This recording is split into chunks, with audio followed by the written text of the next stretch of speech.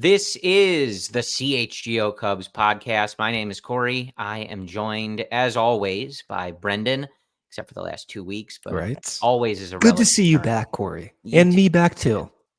We are coming to you on Friday, October 25th, later this evening. Game 1 of the 2024 World Series featuring your Chicago Cubs. No, Look of at course not. that. Yeah. Look at that. The Dodgers and the Yankees. So in this episode, Brendan and I will talk a little bit about the Fall Classic as it relates to the Cubs, as this podcast is about the Cubs.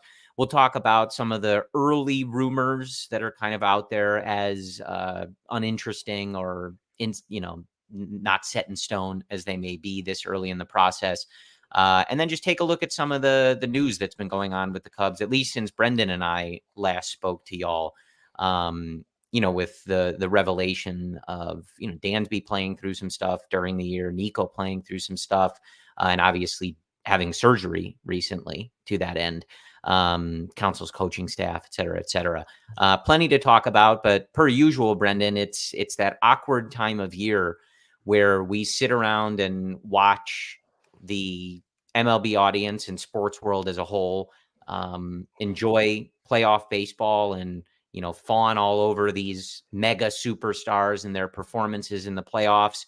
And the CHGO Cubs team, you, me, Luke, Ryan, Cody, Jared, Kevin, Patrick, everybody, we have to spend our time figuring out what to talk about because the Cubs aren't playing and they can't really do anything during this period. You know what I do? I go to Amazon. I watch a Game 7 series. Oh, and I see someone I know on my TV screen. Really? Do you know who that Who is, might Corey? that be? Do you know who I'm talking about? Apparently I'm a television star. What was that? Can you explain to the audience and specifically to me what the hell just happened there? I didn't know that series was coming out. So for reference, there's a series on Amazon Prime called Game 7 that focuses on Game 7s. It's not just baseball. I know there's an episode on Aaron Boone in 2003, the Cubs in 2016, and then I saw some other episodes from other sports. But it's just an episode about Game 7 in 2016, which the Cubs won, by the way. They did. Yes. Chicago Cubs. So by winning that, they won the World Series. Correct. And there's like interviews. Rizzo's in there. I think David Ross is in there. A bunch of interviews from the guys. And at one point, Tom Morello, the guitarist for Rage Against the Machine, is talking about like how much it meant and the joy that felt. And like it just cuts to me in the stands. Well, that's the next logical cut is to you. I didn't know that footage existed. It's a shot. My friend Jeremy and I are behind the Cubs dugout probably an hour after the game. It was raining, so some of the players were out on the field. Some of them were still in the clubhouse celebrating. It wasn't as much of an on-field celebration as, maybe other years because of the rain.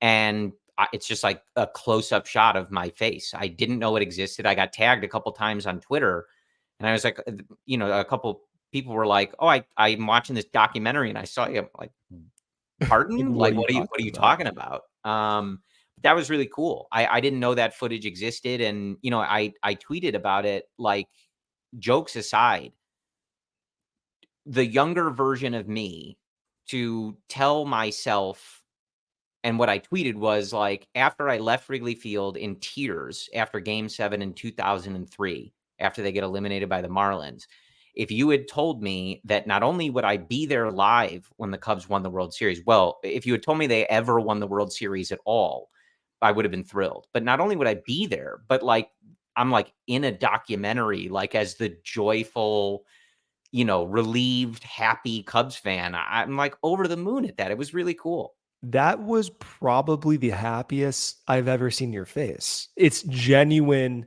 relief mixed with joy, mixed with satisfaction. That's why, and I'm thrilled. We have a couple photos that we took, just as friends or whatever. But my phone was dead, and like to see that picture, I'm like, I don't have any pictures like that of like natural, like real, just like in the moment experiencing the Cubs win the World Series.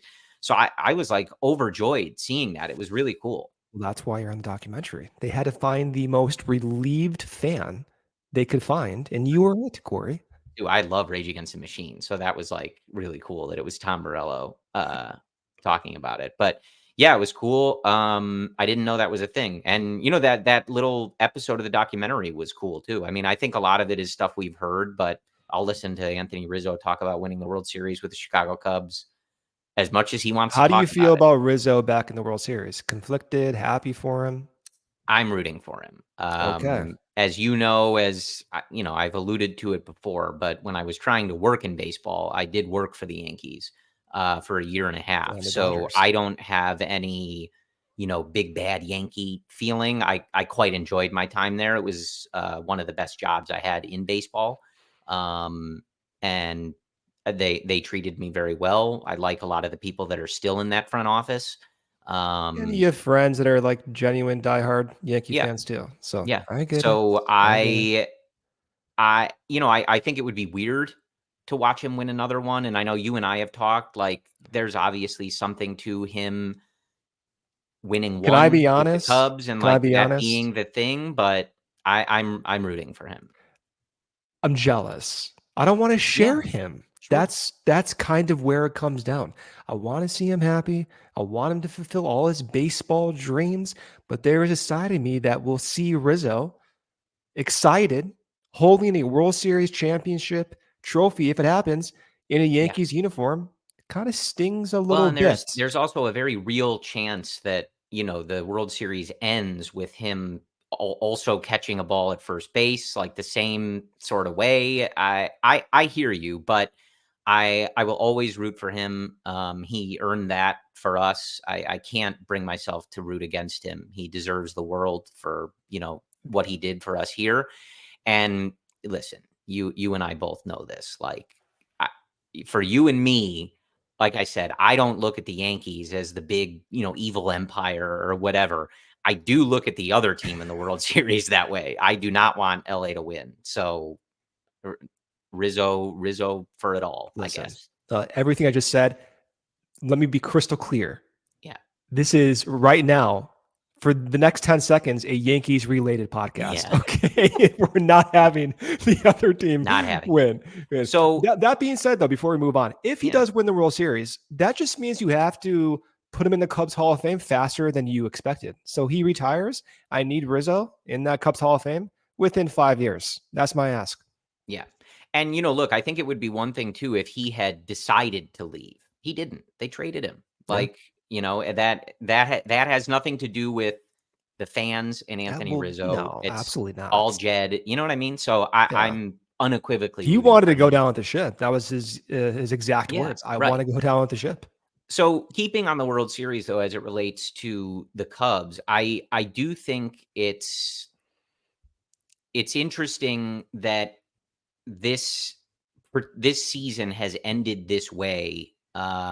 Last year, you had, obviously, the Rangers spent a ton of money to win the World Series. They kind of sold out basically for a period, and they got their championship, and we'll see where it goes from there. But you had the 84 win last seed Diamondbacks get there, and a lot of people wondered, like, now with this expanded playoff format, like, are they going to be the poster child for, we don't need to win 105 games. You just got to sneak in, be one of the top 6 teams in the league. You sneak in, you can go to the World Series and not spend $300 million on your payroll. Follow that, though, with a year where the best 2 teams are in the World Series and they are massive payrolls. And I think most pertinent to the Cubs, these 2 teams are littered with stars. However you want to define that, you can find any number of them between these 2 rosters. And we have talked about that so much as it relates to the Cubs the last few offseasons. They need stars. They have good players. They have a bunch of complementary players, but they don't have stars. And if you want to watch them later tonight, they are, a lot of them, playing in the World Series. So I think it's a good contrast, but a little, between the 2023 World Series and 2024. And just one of those reminders that it's not always about spending money, but having those star players, you're never going to be surprised if the Yankees and Dodgers end up in the World Series. The surprise is if somebody manages to prevent them from going end to end. The Dodgers have been in multiple World Series over the past decade. The teams that they were on paper better than this current team were imagined to have won the World Series, and they did not. This postseason for the Dodgers is quite surprising how they've made it this far. Their starting pitching is in turmoil. Their actual 3 starting pitchers so far in the postseason have basically bombed. Jack Flaherty has a 7 ERA and 15 innings pitched. Yamamoto, 5.1 ERA and 12 innings pitched. Walker Buehler, 9 innings pitched, a 6 ERA. Even their bullpen outside of Blake Trinan, we have Brent Honeywell, 8 innings, a 4.7 ERA. Ryan Brazier, 7 innings, a 5 ERA. Edgardo Henriquez, a 7.2 ERA in 5 innings. They have not pitched well at all. They've blown other teams out offensively. Yeah. Anchored by Shohei Ohtani and Mookie Betts, even without a Freddie Freeman. So what's happened is Shohei Ohtani, when runners are on base in scoring position, he's batting almost 800. Mookie Betts, 4 home runs this postseason. Both those guys batting near 300. Then you get surprise performances from Tommy Edman, from Kike Hernandez. And you have 4 guys in that lineup who are just boosting them through the postseason and blowing teams out in the process. That being said, this is random. Make no mistake about this. The Dodgers, they are deserving because they are so high-powered. Don't get that wrong. But when you get into this short postseason play, random stuff happens. Sure. And for the Dodgers, that randomness has been to starting pitching injuries, starting pitching poor performances, Freddie Freeman hurting himself, but having guys surprisingly perform well. And when this team of this caliber goes into postseason every single year, in a span of 10 years, they're bound to find themselves in this exact situation. Yeah. And, I think you highlighted it too, but like you get those performances from your stars and it can take you a long way, man. Like it's not the be all end all, but you look at like that Yankee series against Cleveland, like it was the Giancarlo Stanton show and Juan Soto show and Aaron Judge figuring out how to hit homers in the postseason. Like those aren't the only contributors, but like Giancarlo Stanton is mashing the ball.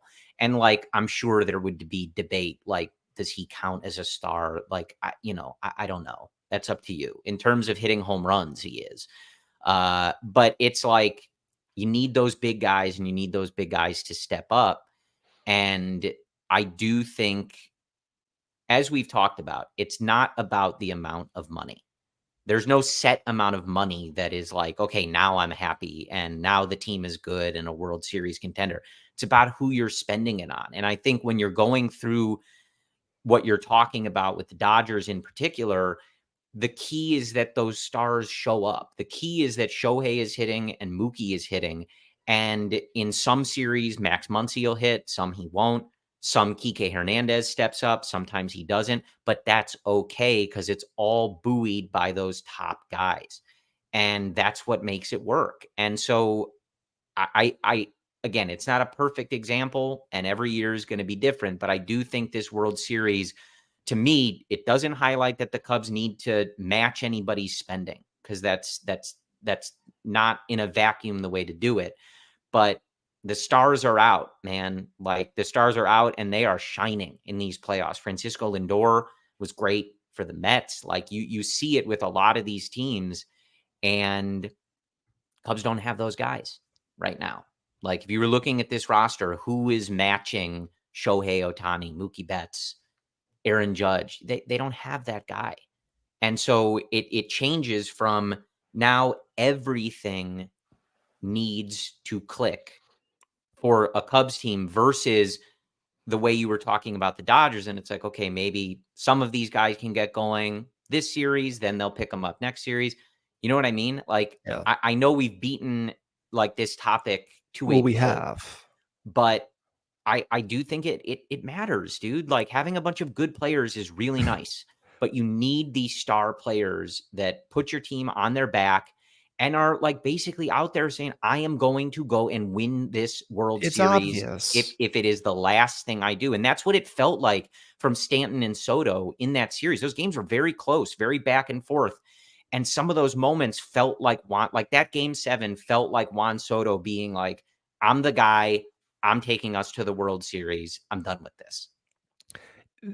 It's obvious for us saying that you want stars. Every team wants stars. Of course, the more stars you have, the better chance you're going to win. It's completely obvious. Yeah. The way I specifically express that same sentiment is that more stars you have, the more year-to-year success you have. Stars are the most predictable players at that high volume production. So with the Yankees, they've had stars. They've been in playoffs for the better part of the past decade as well. Dodgers year in, year out. The Diamondbacks, they don't have stars. They missed the playoffs this season. They made the World Series last year, kind of a, not to be harsh, but kind of a fluky thing. 84-win team, a fluky thing. The Rangers, they don't have that heavy volume of stars, and it didn't work this year. They have a few good players as well, Corey Seager, Marcus Semien, et cetera. The star-loaded teams are in the playoffs every single year in a decade's worth fashion. Yeah. And they're the ones who end up having the best chance in the World Series. So we'll take our first ad break here. But just to like finish that thought too, like I think the key is like there's no guarantees in baseball. Once you get to the playoffs, the randomness sets in. Anybody can win a 5-game series. It's so easy for a really good team to lose a 5-game series, even a 7-game series. Anything can happen. It's the game of baseball. But the key with even the Yankees, who haven't won a World Series since 2009, you have to get there. And the easiest and most reliable way to get there is by having these players. And every now and again, like they will win you a championship. Like the randomness curves that way too. Like sometimes you're going to get unlucky. The 84-win team is going to get hot at the right time, get those key performances and win. And sometimes like Shohei Ohtani and Juan Soto are going to show up and they're going to be the ones that are keep buying lottery tickets and win. The more lottery tickets and that's you the buy, best the way to buy you have. the lottery tickets. Yeah. Yes. So we will talk more about baseball and the Chicago Cubs in a second here, but want to take a quick break and say thanks to our sponsors. And Brendan, ComEd can help businesses save money by becoming more energy efficient. I did not know ComEd did that. Yep. The energy efficiency program can help find up to 35% in energy savings. Wow. So what does a business have to do? Just sign up for a free facility assessment at comed.com/biz. So why aren't more businesses doing it? Maybe they forgot the website, Brendan. Maybe. comed.com/biz. comed.com/biz. comed.com/biz. I think that should do it. Thank you. All right. Terms and conditions do apply. Offers are subject to change. Actual savings will vary by customer's energy usage and rate. The ComEd Energy Efficiency Program is funded in compliance with state law. All right. Prize Picks is the best place to get real money, sports in action. With over 10 million members and billions of dollars in awarded winnings, Prize Picks has made daily fantasy sports accessible to all. You just pick more or less on at least 2 players for a shot to win up to 100 times your cash. Run your game all season long on Prize Picks. You can now win up to 100 times your money on Prize Picks with as little as 4 correct picks. Prize Picks is the best way to get action on sports in over 30 states, including California, Florida, Georgia, and Texas. Prize Picks is the only real money daily fantasy sports platform with an injury insurance policy, so your lineups stay in play. Even if one of your players gets injured, if your player leaves in the first half and does not return, Prize Picks keeps your lineup live. So, for example, this upcoming weekend, Patrick Mahomes could be a good one. Patrick Mahomes for more than 4,300 passing yards, and Aaron Rodgers maybe for more than 3,700 passing yards. Download the app today and use code CHGO to get $50 instantly after you play your first $5 lineup. That's code CHGO to get $50 instantly after you play your first $5 lineup. Prize Picks. Run your game. All right, Brendan. Let's talk a little bit about the Cubs. I think the World Series conversation is a good one. Again, the Cubs can't do anything, so we can sit here and relitigate 2024 or talk about whether Cody Bellinger should opt out or in for the 500th time. This is what happens when you're an 83 projected win team. Yeah. But I think it's interesting, to look at who this season worked for and relate it back to the Cubs. And I think this one in particular obviously highlights, that kind of star power and, going over the top to build a roster that is randomness proof in so much as you can.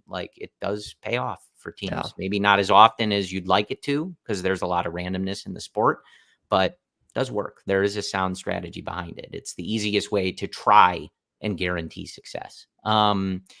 I did want to get your thoughts. We did hear a little bit, and I know you were tweeting about it. Dansby playing through a little bit of an injury, which a lot of people suspected because it seemed that way. And I think even the play that they identified was the one that people were like, yeah, no, we know.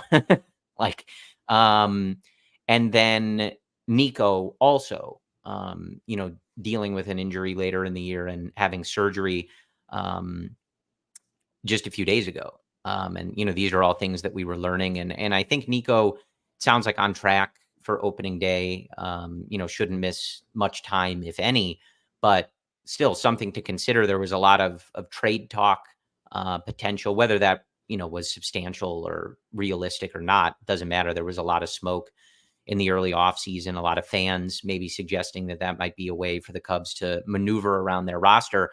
Obviously, him dealing with this injury and having surgery might complicate that. So how did you feel about any of that news? And I guess let's start with Nico and just how that might implicate how the Cubs go about this offseason. My first thought with Nico is, wow, the numbers he put up with a torn flexor tendon, quite impressive. The same offensive output, more or less, given some randomness.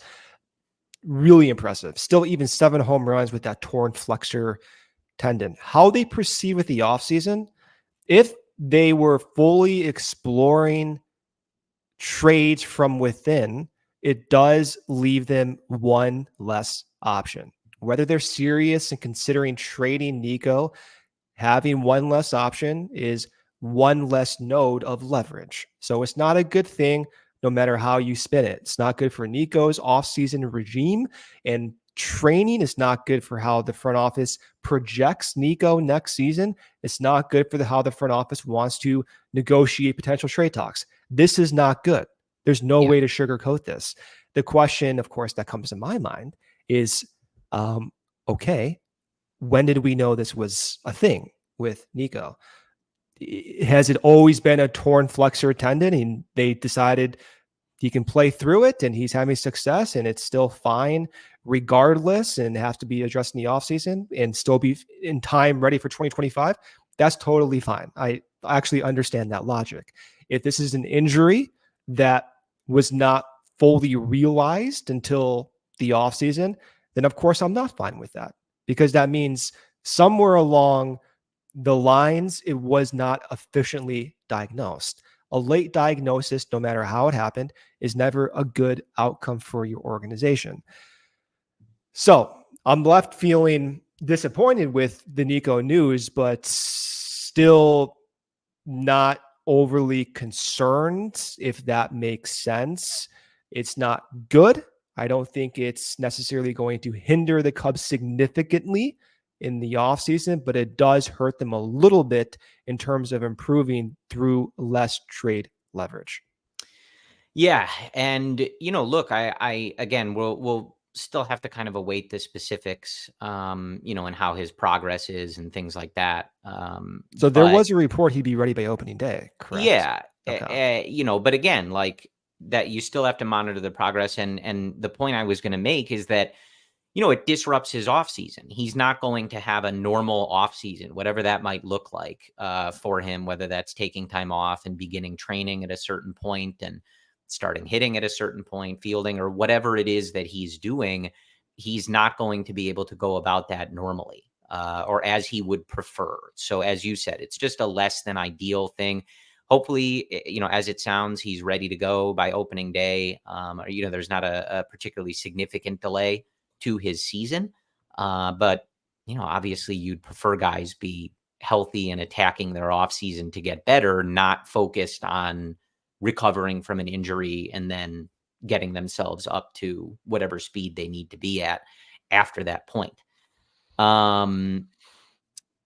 It definitely, obviously, it complicates any potential trade talk that they would have wanted to have. And I know you and I aren't particularly in favor of moving Nico.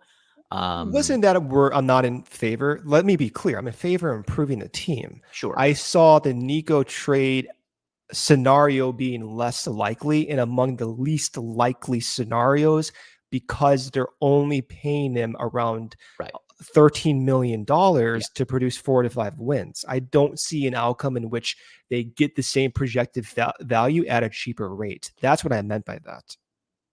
Well, yeah. I mean, which is obvious. Yeah, right. So the pushback for me was it's not as simple as I perceived some folks thinking.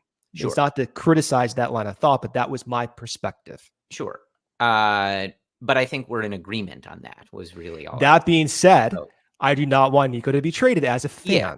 That being said. And I think regardless, as you alluded to, it just hurts their ability to do that. Absolutely. For one, if that was the angle that Jed wanted to go down and he felt he could get that value back, well, now you're dealing with a guy who just had surgery, and that's definitely going to make the conversations probably not impossible, but it definitely changes it. You want all your chips on the table. You want all options available. Right. And that's the other one is that now, perhaps there's a sense if the Cubs start talking about different guys, shopping different guys, that maybe they're kind of boxed into those guys rather than having all of the options available. Say they start shopping Isaac Paredes or Michael Busch, like opposing teams will know like, okay, well, we kind of have the leverage here. They're trying to get better. They don't have a plethora of guys that they're willing to move or that they can move if they don't waive no trade clauses. So Ian Happ, if you guys want to get better, like, this is who you have to trade. So like, we're going to have to up the price or we're going to have to lower our offer on the other end. So it's not great.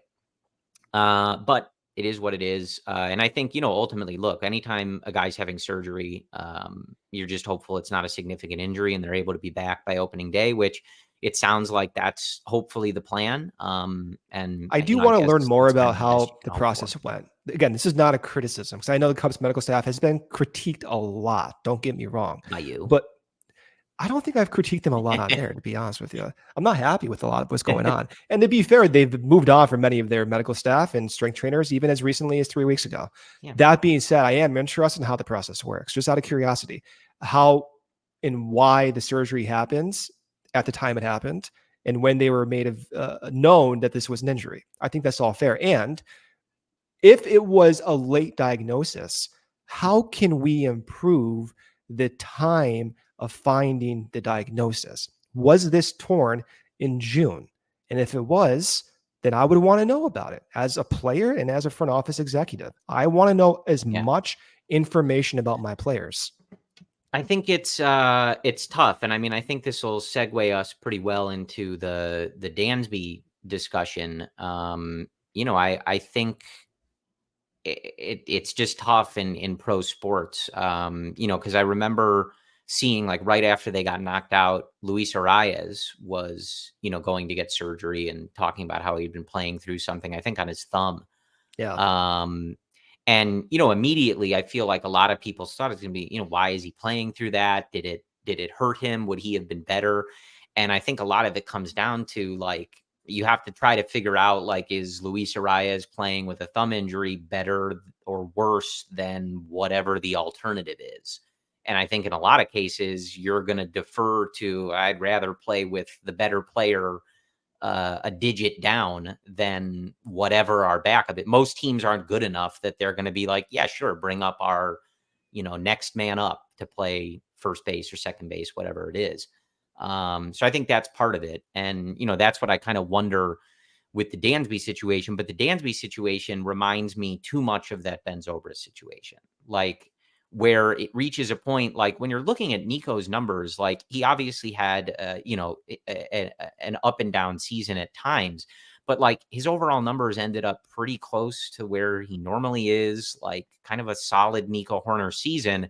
So you kind of look at that one and go, okay, how much did the injury affect him? Am I really that mad about it? If he was playing through it and everybody knew like it maybe didn't affect him that much, again, versus whatever the alternative was. The Dansby thing, though, like he was real bad for a stretch after that injury. And it does just remind me of that Zobrist one, because it was the same thing. Like everybody was asking, is he hurt? Is he playing through something? He doesn't look right. The numbers don't look right. And it's not, a 100 WRC plus guy going to a 90 WRC plus. You're like, he's gutting his way through it. He was awful for a period, Brendan. And for the life of me, I can't imagine how difficult it is to say to Dansby, you're not playing, or we're going to put you on the IL and we're going to risk losing you for a certain amount of time. And if you heal, too bad, you're on the IL. I get that that's a difficult decision. And especially for a gamer, if you will, bulldog like Dansby, I can imagine the daggers that he would stare back at you as you tried to convince him of that. But there has to be a threshold of like, this is harming the team. This is good for nobody that this is happening. Good for nobody, not good for the player, not good for the coaching staff, the trainers, the medical professionals, front office. It reflects poorly on everyone. Again, it's not a critique on the medical staff at all. The critique specifically is organizational wide. The most information needs to be known. So if there's holes in attaining that information, they need to be filled. If the hole is that Dansby's not communicating effectively with the medical staff, that needs to be addressed. I don't know how that gets addressed, but it needs to be addressed. When there's inefficiencies within the organization among all these facets, it does not reflect well on anyone. And even for Dansby himself, if he's truly hurt, which he was, then it does behoove him to speak up. And it's not to criticize Dansby. So he's a gamer. I would do the exact same thing. If I were a player, I would never tell a trainer if I were a player I was hurt. I would want to play every single game, prove my worth. That's that pride. I don't want anyone even taking my spot too. So I understand all of this, but it needs to be addressed. We can't go through stretches where we have league-wide worst performances at the offensive level from guys. It is not good. And this was, this was one of those things too. Like the reported injury came in late April on a slide against the Astros, and reading this from Sahadev Sharma at The Athletic. And like I said, like I remember that when it happened, and the subsequent like hitting, and people were asking that question, like, was it that slide against Houston? Like, did he mess up his knee? Like, what's going on here? Like, and he went on the IL literally on May 10th, I believe. It was about 2 weeks after. It's too late, man. Yeah. Wait 2 weeks is too late. Yeah. And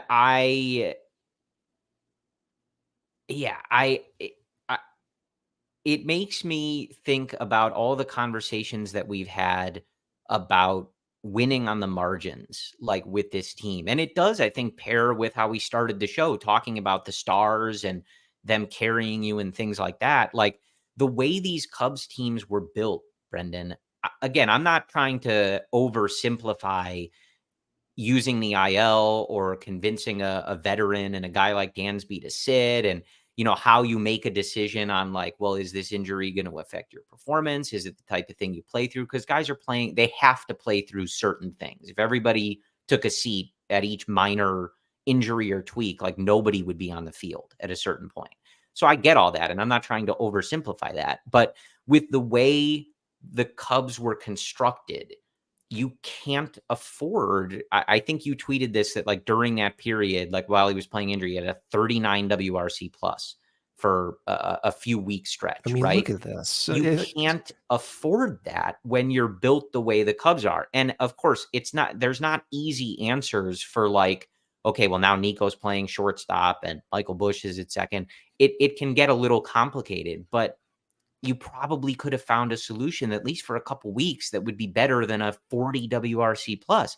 It's just not the type of thing that a team constructed this way can afford. Every little thing, we talked about it. They have to excel on every little margin. They have to make every, they have to be extra clean on defense, on the bases. They have to situationally hit. They have to bring in runners when they have the opportunity to score. Like, they're not going to get bailed out by a 3-run homer every other inning. They're not going to be bailed out by slug. They have to be clean in all these areas. And like, this is just one of those things where it's like, this is not helpful in that regard. You did the thing that I'm going to criticize you for, is offering the solutions. Do not do that, Corey. Do not offer the solutions. You are not paid to do that. Sure. The specific critique is the Cubs didn't have the information available to them. So it did not work. He played injured. He had the worst offensive stretch in that May and late April that I personally have graphed in his career. So it's not acceptable. So whatever the solution was, to your point, bring someone up, have Luis Vasquez play shortstop. Do not offer those solutions, because those solutions should be the front office's responsibility. And the way to approach those solutions is to ensure that you have all of the information, data, medical insights, everything at your disposal to make the best possible decision. And what's undeniable is that they didn't make the best decision. So in retrospect, they need to figure out how to prevent this scenario from happening. Is it minor? No, it's really not minor. When, to your point, when you're playing on the margins and on the edges, that does matter. A month-long stretch of a 40 WRC plus is a significant negative effect on a team this thin.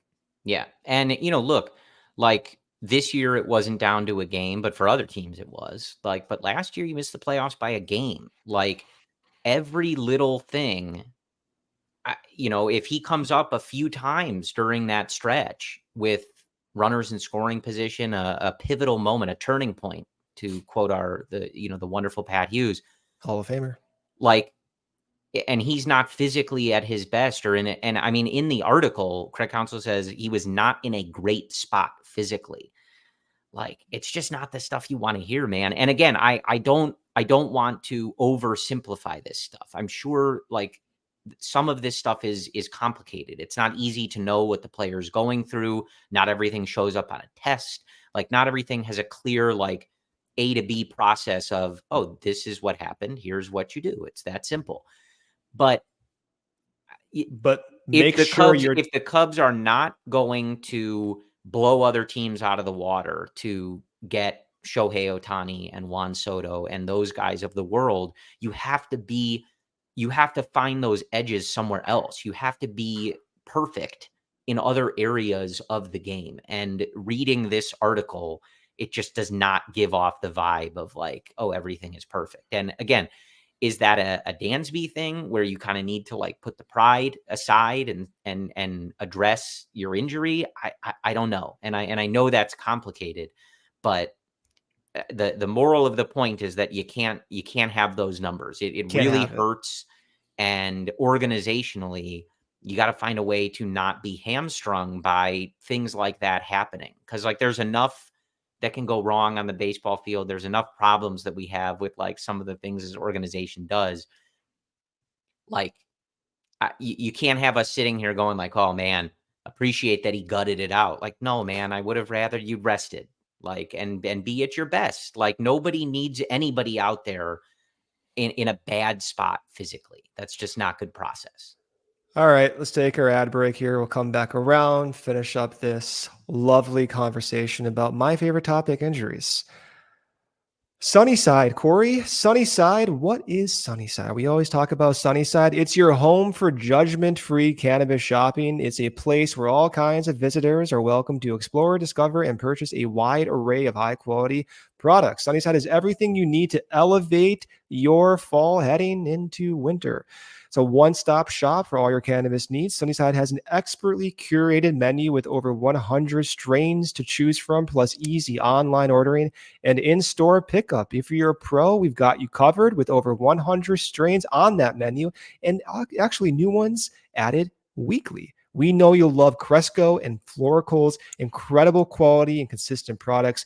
It's also, again, very easy to order online, and we're here to help in store. Available now is good news. New LTO Island Vibes. It's a limited time offer.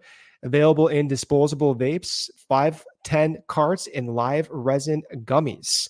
Visit sunnyside.shop for bright buys every day, including 50% off your first 3 online purchases. Just enter promo code HICHGO at checkout to qualify. Exclusions do apply. Sunnyside Cannabis Dispensary. Bright buys every day, only for 21 and over or Illinois medical card holders. Game Time. Game Time filters out the fluff to show you incredible deals on great seats so you don't have to waste time searching through thousands of tickets. We talked about efficiency, Corey. The Cubs need to be more efficient. They need to be more like Game Time. When I use the Game Time app, I know 2 things. 1, I'm going to get the best price. And 2, where I'm actually sitting. I can go on their app. I can see the price. I can see what the seat looks like. I know what I'm trying to buy. And when I show up to the stadium or concerts, I know, hey, this looks just like my picture. You can take the guesswork out of buying tickets with Game Time. Download the Game Time app today, create an account, and use code CHGO for $20 off your first purchase. Terms do apply. Again, create an account and redeem code CHGO for $20 off. Download Game Time today. What time is it? Game Time. All right, Brendan. I didn't really have more to add on that. I know it's a tough thing, and I mean, it's a little awkward conversation to have because, again, like to your point, these are major league, highly competitive baseball players. Of course, they're going to try to play and they're going to be delusional about their injuries. I wake up in the morning, I hurt my back. For the next 4 hours, I'm in denial. Oh, it's not that bad. It's not that bad. By the evening, I admit it's that bad. So I understand where they're coming from. So it is an awkward conversation to have. Yeah, but again, like you're not built for it. Like you're well, no, but the Cubs, like you're just not built for those things. Like when we talk about winning on the margins, like that is losing on a margin. Like you, in what universe can they afford? Like anyway, I don't want to belabor that conversation, but it is a little annoying though. It just feels like a topic that this is not the first time we've touched on this. And maybe it's just the sport as a whole or athletes as a whole. I'm not sure, but it is frustrating to look back on stuff and have that kind of concern be validated. Like throughout the year, people are freaking out about Dansby. They're ragging on him. His numbers are terrible. And like you have some people going, I don't know, maybe he's playing through something. Maybe he's hurt. Like it, in one sense, it's like, all right, I mean, I guess better than, and it made sense because like him just stinking all of a sudden didn't make any sense. And we weren't really buying that. But it's also like, as we sit here in October and they're out of the playoffs, like, it's like, oh, great.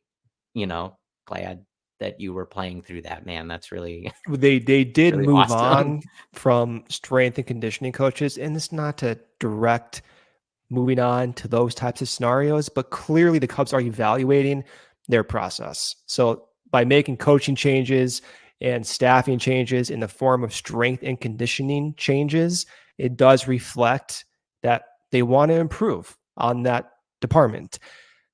Now, does that mean they could have prevented an injury like this? No, absolutely not. He slid into the base, which, by the way, I think they should learn how to do those slip and slide drills that Caleb Williams does, to be quite honest with you.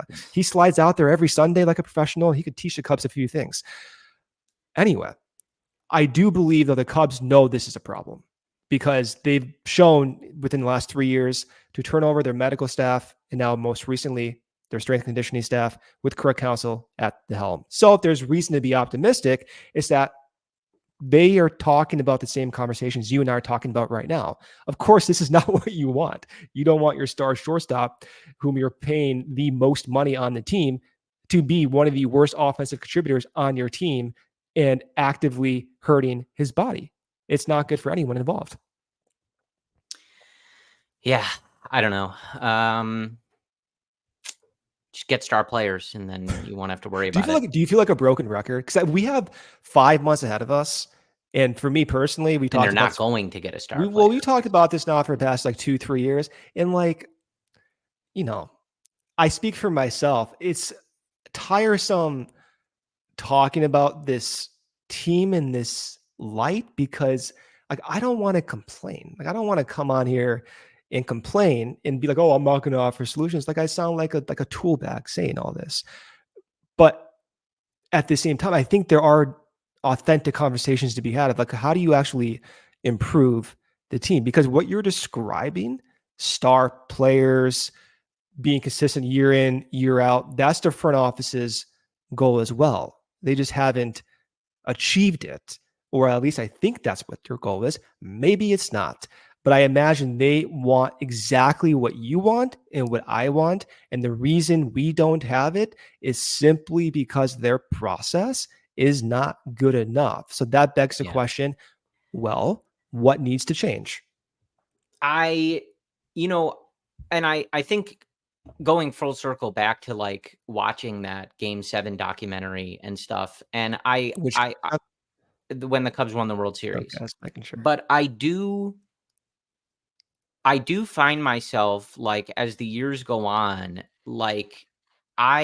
at one point I was, tweeting on the anniversary of everything. They beat the Giants, they won the pennant, they won this, they won that.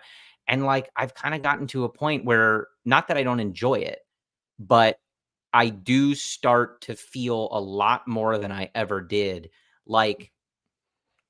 How long are you going to be tweeting clips from 8 years ago?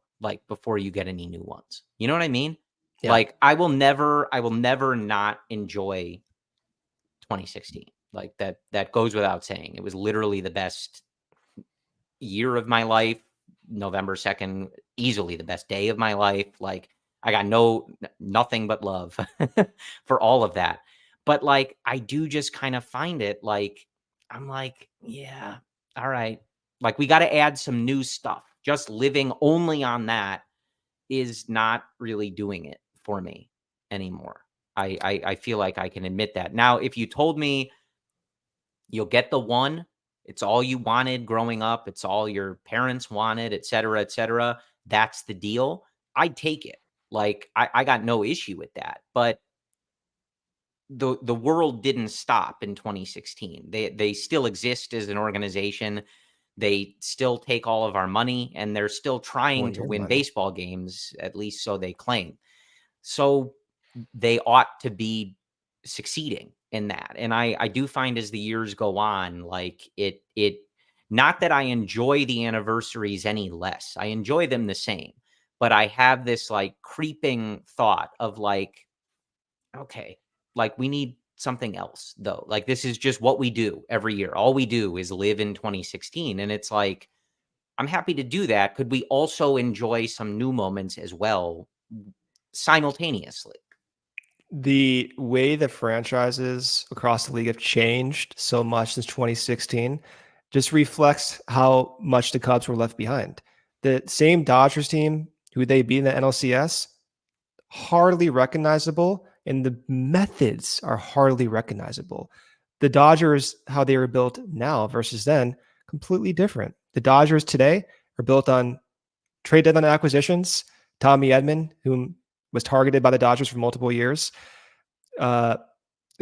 You look at their pitching staff, as I alluded to earlier in the episode, in shambles. They built that team in 2024 differently than the 2016 team. This team is built on 3 Hall of Fame hitters that carried them, right? So there's different ways to go about building these teams, where I feel the Cubs over the years have been left behind is both in the methodology of development, but also, weirdly enough, on like the quote unquote major league market inefficiency. And that was what Jed Hoyer and Theo were so good at, finding those ways to improve the major league talent through outside the organization acquisitions. And for some reason, the Cubs haven't been able to do that, while the developmental struggles have amplified. So weirdly enough, now Jed's front office, the developmental stuff is starting to be rectified, but now their major league acquisitions is going the other direction. And it just always feels as if they're playing a little catch up. And maybe they do catch up. And now with their 4th and 5th year of being a cohesive unit with Carter and Dan Kantrovitz, it shows and the fruits are bared, but we will need to see it. Yeah. Well, and I think that I feel like that feeling is only going to get worse over the next week or so, however long this World Series takes, just because I feel like you're going to get, obviously, if you watch this World Series or any, media surrounding it, it's going to be a nonstop fest of talking about these star players, but also just the history of these 2 franchises as 2 of the best in the sport, 2 of the best in sports in terms of their legacy, their history, their titles, everything, right? It's going to be a nonstop conversation of that. And I think sometimes those things are a reminder of, that's not us. Like we're not in that conversation. And of course, the Cubs have a long way to go competing with the Yankees, at least of this moment, 27 championships. I'm not sure we're going to watch them win 24 times in our lifetime, Brendan, to catch up with that. But I do think, so I don't expect them to be thought of in that exact same way, but I do think it's going to be frustrating to listen to the, kind of just like drooling over these franchises as a constant reminder of like, yeah, there are pinnacles of this league. There are standards of this sport, and it's not our team. And like, there's really not any reason that it shouldn't be. That's where the frustration comes in. Like we have the all the resources, the historic ballpark, the big city, the everything. And it's just very frustrating that so many people are like, this is the best World Series matchup possible. This is going to be great baseball. This is what fans have been waiting for, as the people that are willing to watch, not just hating the teams. And that's my favorite thing. It's just like, it would be nice if it was us, and there's other teams that could be in this that don't have that same like timeless legacy and all that other stuff, but they still have been at the forefront of the sport for the last like several years. Like if this was Astros, Dodgers again, like the Astros don't have the legacy the Yankees do. No, literally nobody does. But you would still look at that as like, okay, these are 2 teams that have been pacing Major League Baseball for at least a decade, basically. And it's just like, none of this is the Cubs. It's very frustrating. I'm going to enjoy it because I think it's going to be great baseball. Like these are great rosters, great teams. I think it's going to be great baseball. But it is a reminder kind of constantly of like, yes, is not the Cubs. Like they are not in this tier. They're not even close to this tier. It hasn't been the Cubs for 8 years. They haven't been in NLDS since 2017. Corey, I think I mentioned this on the last episode. Maybe it was with Cody and IU, but of all 30 teams, 26 of 30 teams have appeared in an NLDS since 2018, and the Cubs are not one of those teams, which is crazy to think about. The 3rd biggest market in the country. The Cubs are among the Pirates, Reds, and Rockies not making an NLDS.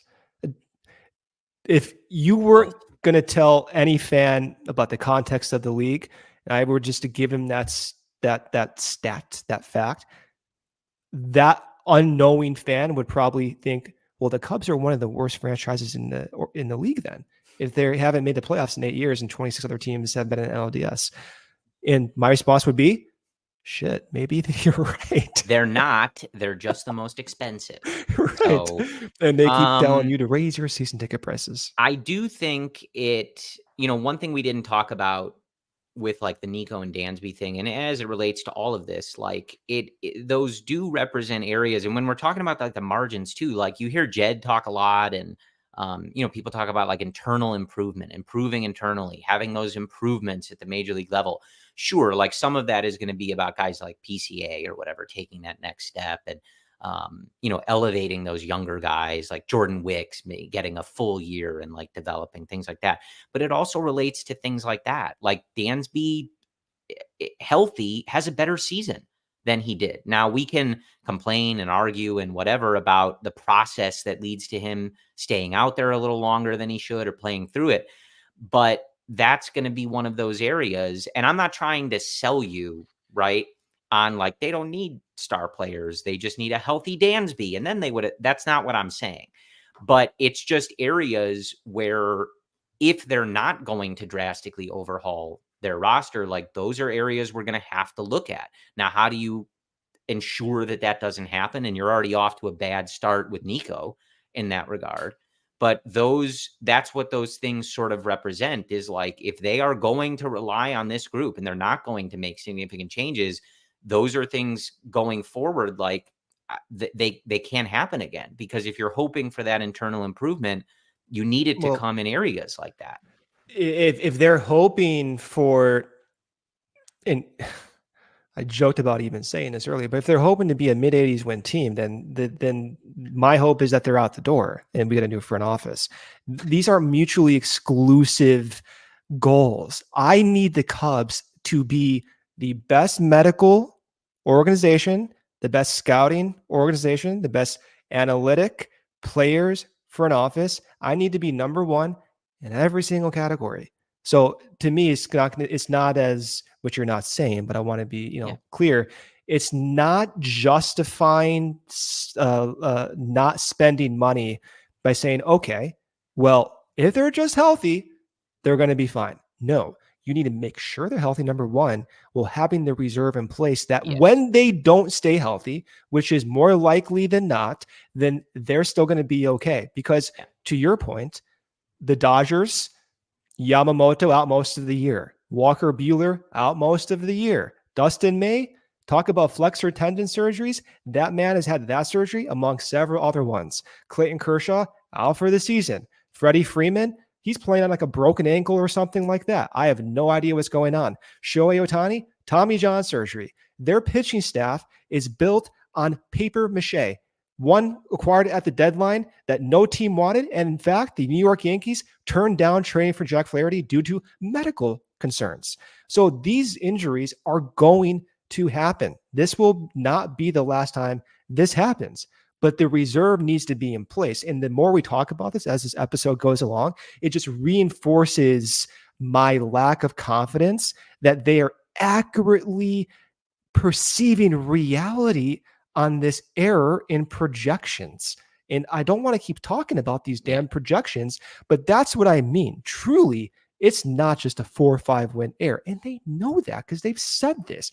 It's a 14 win error. So we need urgency sooner to get to that point. And that's where I think the front office differs in that urgency. Yeah. All right. Well, we'll leave the rest of this conversation. Well, I do have one more ad break. Let me hit our last ad break here, and then we'll finish off the episode. Gotcha. Rhoback. You all know by now, I wear Rhoback. You wear Rhoback. It's quite simple. It's the best fit, best feel. The quality of the gear just speaks for itself. Their performance polos perform better in the heat than any other polos. They're moisture wicking, so the polo doesn't stick to you and have such a nice stretch. Their everyday shorts are also perfect for the combo. For a day on the move, they look clean, but use the comfort of an elastic waistband. With fall right here, right now, what better item to prepare for the season than adding one of their performance hoodies to your closet? They're the softest items we own. I can't take them off even now in this brisk Chicago weather. Always on me, even in California too. So best looking, best fitting performance polos, collars never lose their shape as well. So use the code CHGO Cubs 20 on rollback.com for a generous 20% off your first order. That's spelled RHOBACK.com. That's 20% off all polos, hoodies, and shorts with code CHGO Cubs 20. Make sure to check them out, and they will have you ready for whatever travels or activities you have. All right, Brendan. I don't know. I feel like I'm not looking forward to this offseason. I feel like, but maybe that's the feeling I need to have. I went into the last two with higher hopes than they delivered. So maybe I need to start lower and see if, like Tom was talking, he was like, Jed's under contract. Like, we're not giving him another contract. What's like, your biggest hope? What do you lean on for optimism? Great answer. I don't know that I have it. I got to be honest with you. I feel like they will improve. Okay. But I think it will leave us in a similar spot to questioning whether it's enough and being frustrated that they don't look like the clear favorite in their own division again. I don't know. I feel like there's a lot of movement that would need to take place in order for that to happen. And so you have no optimism. We just haven't seen Jed do it. So I just don't, I don't know. I don't know. And that doesn't mean that I think that they would be bad. Like it's a solid group, but we just want like certainty or more reliability. And like, I don't know, like they're not, like Juan Soto's not leaving New York, man. And like when people were talking about like Pete Alonso, like Michael Busch had better numbers than Pete Alonso in some categories. Pete Alonso over Michael Busch, oh man. I understand that. You went through this a few weeks ago, and like the predictability of Alonso. I'm not saying that Busch is a better player. I'm saying like that makes us World Series contenders, just like swapping. Like, no, it doesn't. You know what I mean? So like, I don't know. I'm just like sort of dreading this offseason because I feel like it's going to be the same thing unless Juan Soto just cuts the check, from the Yankees right away. And we kind of are done with that out the gate. Like, I feel like we're going to do another month or two of where's Juan Soto going? Are the Cubs in on him? Are they going to submit an blah, blah, blah. And then he's going to sign in New York. He's not going to come to the Cubs. And, I don't know. I like the idea of adding a starting pitcher. I think it's something I could see them doing. But I don't know. As I sit here now, I just find it, I'm not convincing myself that we're going to end up in a place where I'm sitting here thinking, like this team's winning the NL Central. Like we're back. Like we're going to be competing with the Dodgers, the Phillies, the Padres, like to try to go to the World Series. Like, I don't know, man. I'm going to be asking the same questions. Like if Dansby's healthy and he puts up a 115 WRC plus and PCA takes that next step, then maybe, and that's just what I feel like we're going to be doing. My biggest point of optimism, Craig Counsell and experience. So this is going to be the 5th season. The front office has been together. Second season with Craig Counsell, a full off season with Craig Counsell. Scouts are getting older. Analysts are getting older. They're getting comfortable. The league is changing. I do think it's not unrealistic. They can piece it together. We've seen signs of that working at the scouting level, them improving the bullpen from outside the organization with older relievers trying to rectify their careers. I think Craig Counsell brings a lot of experience and knowledge in a full offseason that could be valuable. I'm not looking at specific players for starting pitching that maybe you just brought up. I'm looking at what is the best way to increase the gas tank. How do you make the volume of the gas tank larger? And I think Craig Counsell has a lot of experience doing that.